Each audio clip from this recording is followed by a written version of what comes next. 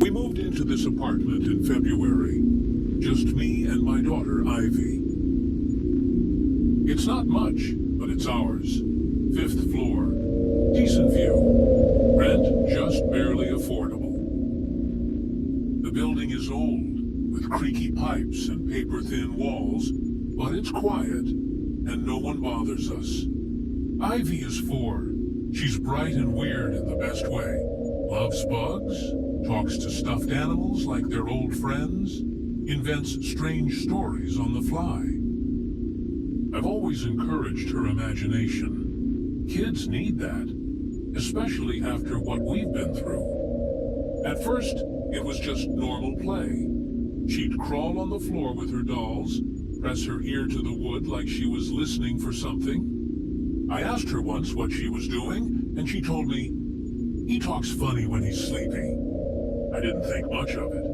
Thought she was mimicking a TV character or something. A few days later, while brushing her teeth, she pointed to the floor and asked if I could tell the man to stop watching her. I froze, not scared, just thrown. "What man?" I asked. She pointed to the floor again. "The one who lives under the wood." I gave her a confused smile.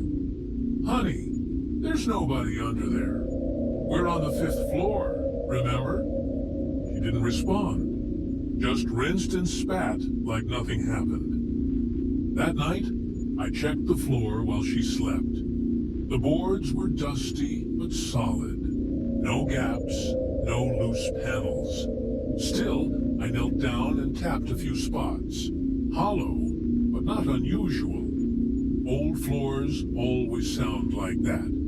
Over the next week, Ivy started avoiding the hallway. She would step around specific boards like they were hot. She stopped sleeping in her bed and would sneak into mine without saying a word. When I asked her why, she just whispered, "He gets louder at night." I started keeping the TV on while she fell asleep. White noise. Comfort. Still, I'd catch her glancing toward the floor in the middle of a show, like she was waiting for something. Then, 2 nights ago, I woke to a loud pop, like a board snapping under weight. I rushed to her room. She was sitting upright in bed, wide-eyed, staring at the floor. I asked what happened. She pointed to a spot near the corner of the room.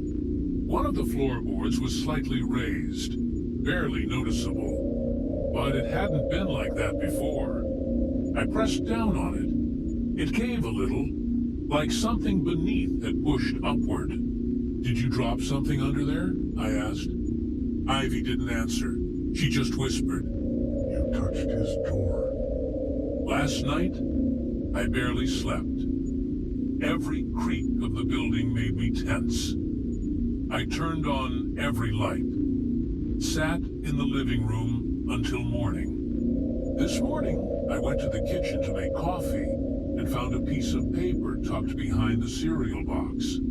Ivy's drawing, crayon on lined notebook paper. A stick figure girl stood in a square room. Beneath her feet, a black figure was drawn in a pit of jagged lines, reaching upward with arms too long for its body.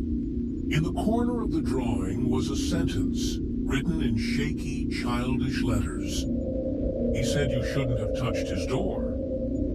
I'm not sure if I'm more afraid that Ivy drew it, or that she didn't. Thanks for watching Free.